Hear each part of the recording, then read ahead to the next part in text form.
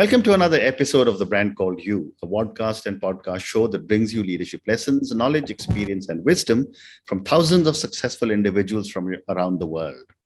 I'm your host, Ashutosh Garg, and today I'm delighted and privileged to welcome a very accomplished professional turned entrepreneur from Singapore, Jingjin Liu. Jingjin, welcome to the show. Good morning. Thank you so much for having me. Jingjin is the co-founder and CEO of ZaZazu, which is a personalized sexual wellness hub in Asia Pacific. She's also the co-founder of ABSO Drives Technology Components GmbH.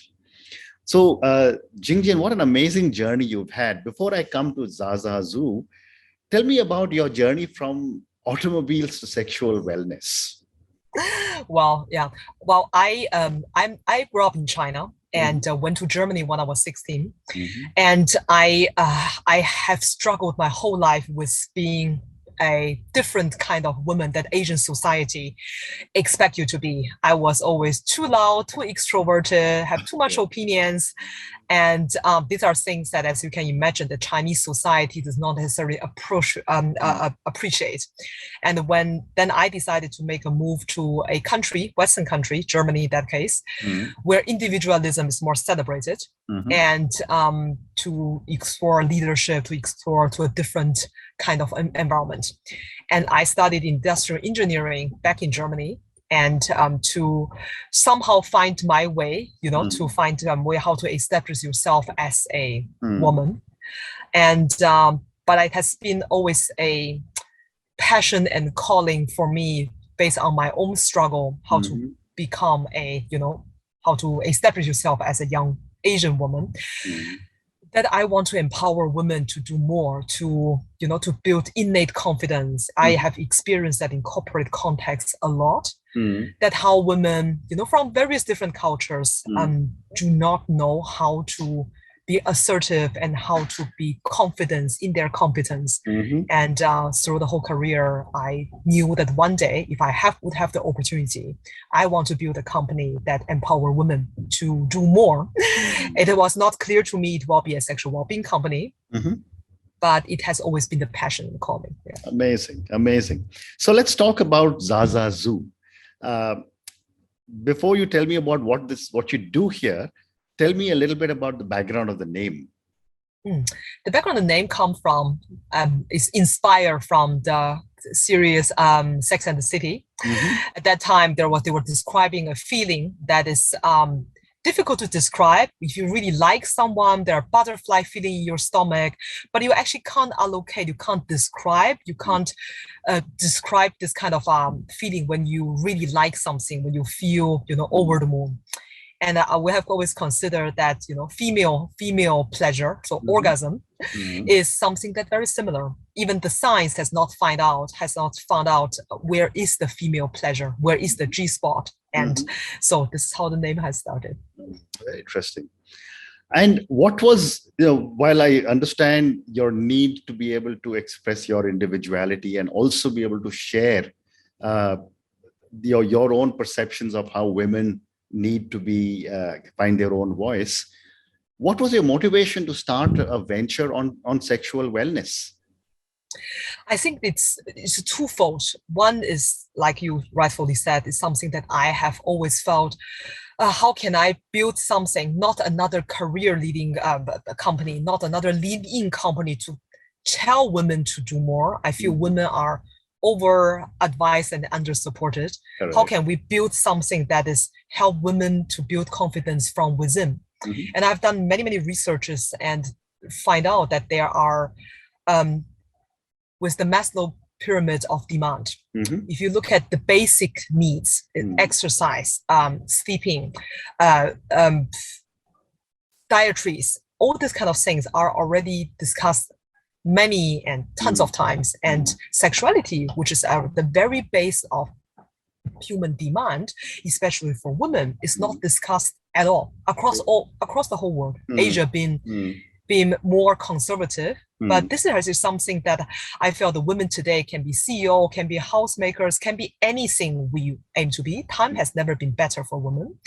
But in this aspect of our life, there is no platform or there isn't any authority also, like TripAdvisor or any platform that is addressing this issue and empower women to own this aspect of our life. Fascinating. And based on all the work that you have been doing, and I'm sure spoken to so many different people and supported so many people, what are some of the sexual wellness challenges a lot of people in our region face? I think in general, the cultural context matters. Of course, in the Asian society, I mean, sex is always considered as dirty and as in the moment where you mention sex, it is associated with porn, with dodgy sex toy stores, with everything that is is private, everything that is under the table, and especially from women's perspective, often sex is considered is equation of duty. So sex means it's a direct link to having children with reproductive health. Correct. So in terms of pleasure, women own actually, the minority of people know that, women own the only organ in human history, which is the clitoris, which has no function but giving pleasure. So nature has designed us in a way, and we are not leveraging the power of our bodies. And I think indeed, the biggest misconception is the culture as saying sex is very transactional. It is a duty.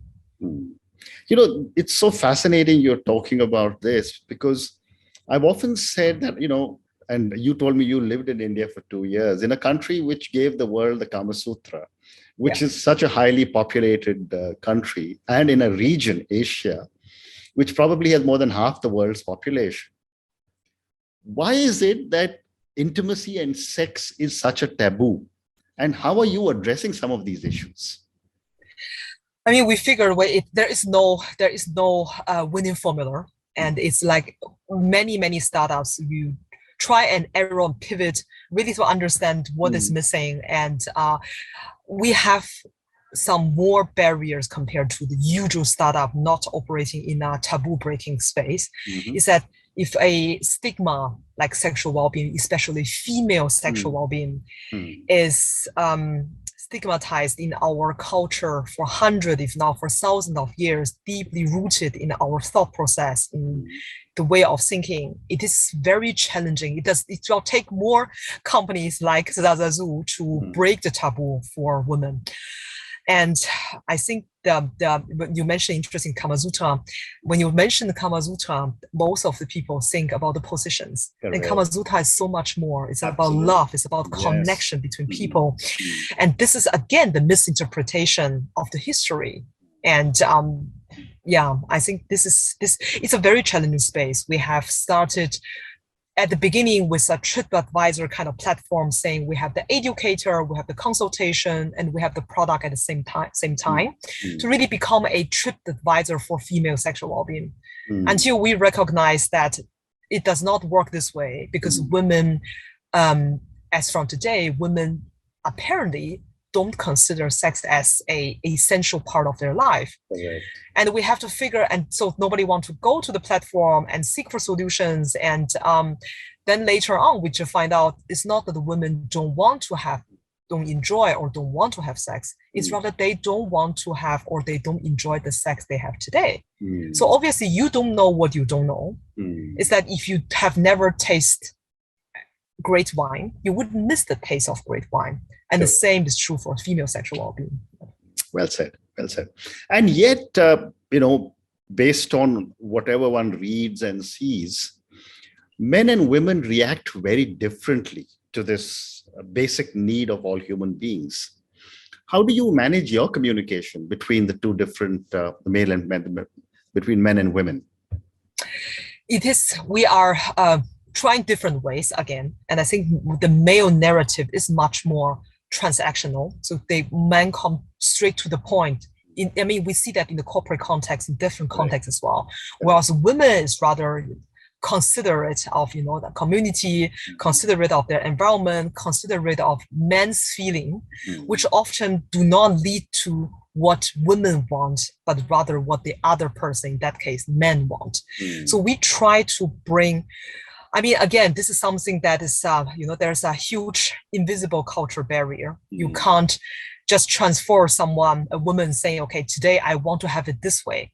And even the alignment with the husband or with the man in that case is that will be shocking. We have to be culturally sensitive, also in the marital life. Suddenly the wife is saying, I would like to have things this way. And she has never demanded or asked. Men would feel very strange as well. And often we get pushback from husbands as well. Yeah.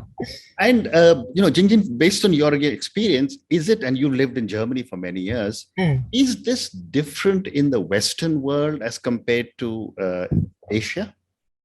It is. I think that sex generally in the world, we are not there yet. We haven't normalized the conversation around sex yet. However, in the Western world, girlfriends, for example, talk about sexual well-being, this topic openly. I have to say, in India, during the time when I was living in India, in Calcutta, in Chennai, women are much more progressive in their 20s, between 20 and 30, I think this generation, compared to Southeast Asia. Taking India apart, Indonesia or Singapore, I think women in their 30s, mid-30s we're still kind of this kind of in-between generation, where it is still taboo, but you're already exposed to many social media, exposed to many different kind of resources around this topic, sex.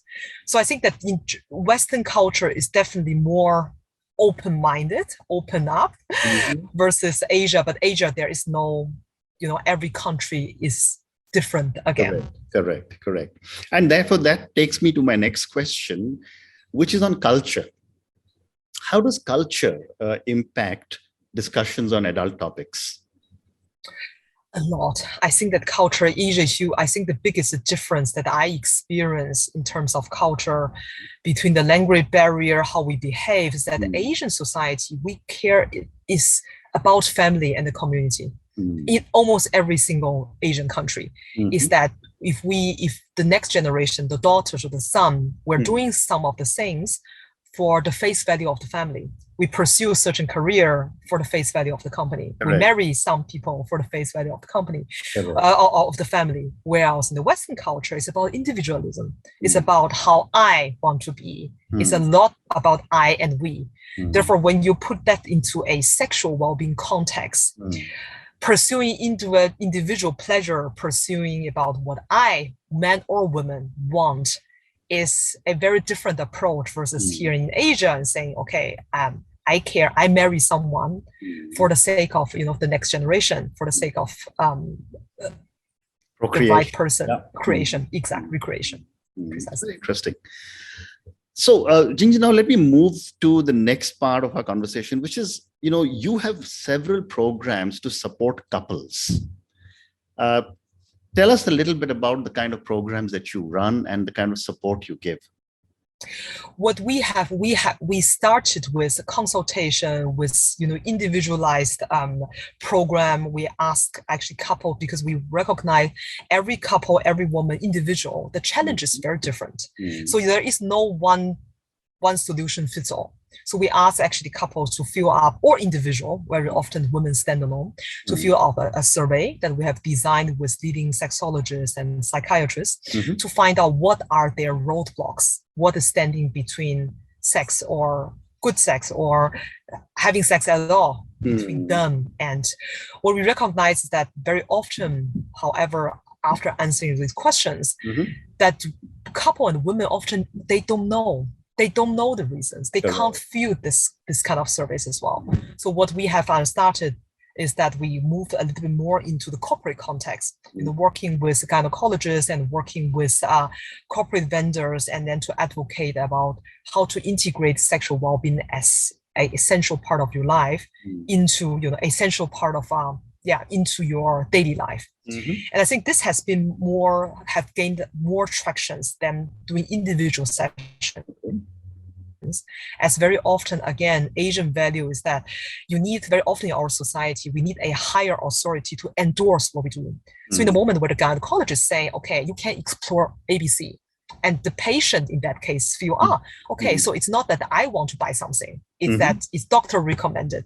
And the same is very true for companies. So, okay, my company actually started this program about female well-being, sexual well-being being part of them. So I'm endorsed to, I am allowed to participate. So we recognize that this actually gives us more scale and more tractions. And once they have gained the I would say the basic knowledge, and as next step, they can come to us as couples for couple counseling or individual counseling as well. Amazing. And yet, Jingjin, in any kind of a sexual relationship, there are two equal partners. I'd love to get your perspective on how are the men reacting to this kind of input?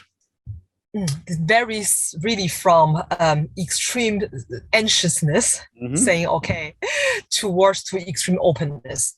So I would say the majority of men, when living in a marriage, majority of men, they do want to support their wife's sexual journey, because they don't understand so far that women don't have, they obviously see women often don't have great sex, they don't enjoy to that extent that men would enjoy. So the intention, most of men, the feedback are very positive.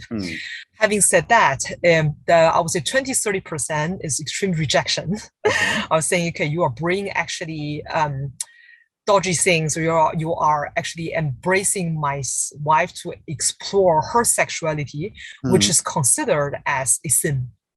So I think this is also still quite present in the society, unfortunately. Well said. And when you talk of a lot of the men folk who are, there as a part of this journey, you mentioned there could be a little bit of rejection. But I've often wondered that maybe people of my generation, and I'm 65 years old, were never really taught anything, in school or by parents or anything like that. Is it necessary to start introducing this education at a certain level in school so that people don't grow up with misconceptions? Yes, 100%. So this is something that we are still trying to push into, starting from private school, but ultimately to become a vendor of sexual education in school. Because let's face it, whether we like it or not, children nowadays, in their 12, in their 13, in their early teens, they are already exposed to social media, exposed to various unauthorized resources, very often is porn. And because there is no established sexual education in school system, there are, but it's very awkward. We have interviewed many schools, and the students in the meanwhile, teachers don't feel comfortable teach around it, and students don't feel comfortable to listen to it, because they obviously know more than what teacher is talking. And we need to differentiate between biology and as anatomy versus what is reality, what is happening in the sex space. So I think that we try to push this a lot into the government to become a vendor, which will be a major milestone. But again, if you look at from a governmental context, I think this is valid for most of the country as well, is that the rulers are in the generation in their 50s and 60s often. And their perception of this topic obviously is still outdated. So for them to release a program that's empower the next generation, it's a big hurdle as well. Well said. And, a lot of Asians have often been referred to as prudes.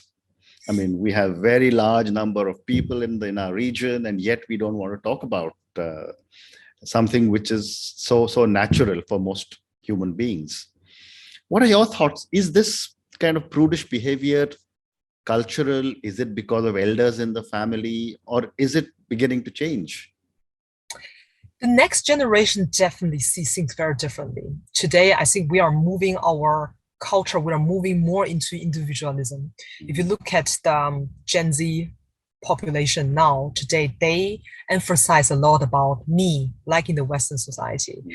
I think the prudeness, this is regardless what the parents are saying or the grandparents are saying, the Gen Z, they have their very own opinion, and they own their body, they own the narrative of what they want to become, who they want to become.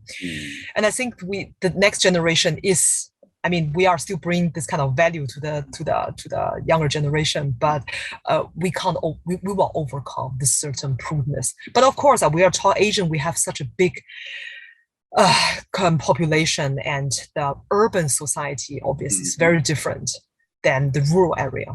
So, and in Asia, you mentioned that some parts of India, your experience was people are expressing themselves more, but in different countries in Asia, do you see a big difference in the way the topic of sexual wellness is handled or treated?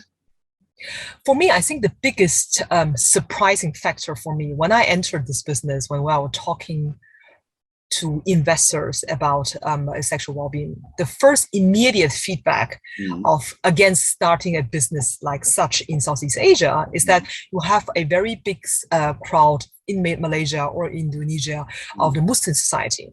For them, sex is taboo, which is a complete misconception compared to, for example, Indian Muslims or Malay Muslims. For them, in the moment when they got married, according to Quran, it's a mutual obligation. Men have to fulfill the duty for women and vice versa. So it's not a one-way street, in fact. So we actually have a lot of Muslim couple with Muslim background and men seeking out for solution in terms of premature ejaculation, for example, saying, I want my wife to finish as well. So what kind of solution do you offer? This has been a very big eye-opening moment for me and for our investors as well, that a misconception that we think the Muslim society is against sex, which is the complete opposite, especially when you are married. Yeah. Amazing. How amazing.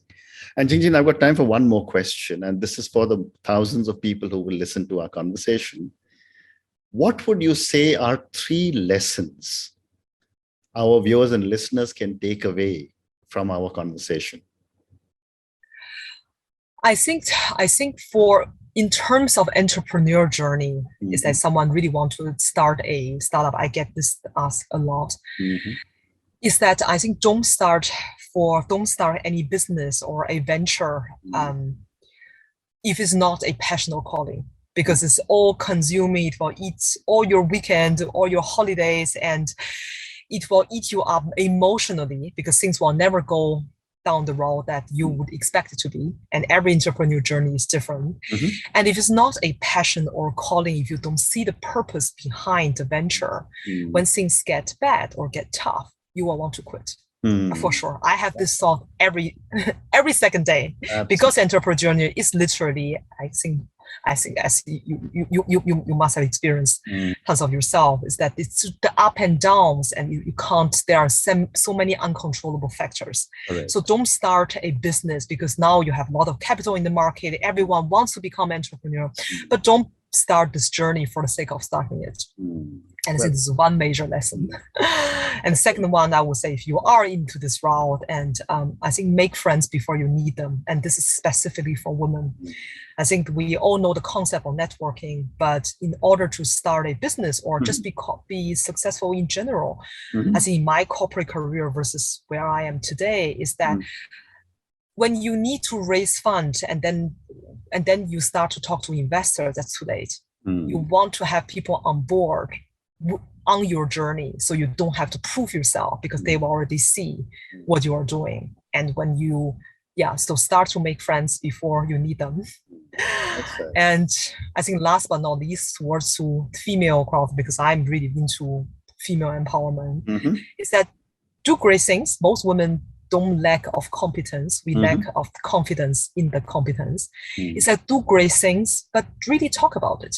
Share your journey, share the up and downs, and let the world know what you are up to. Because if you can't be what you can't see, and you can't gain, people can't invest or join your venture if they don't know about you.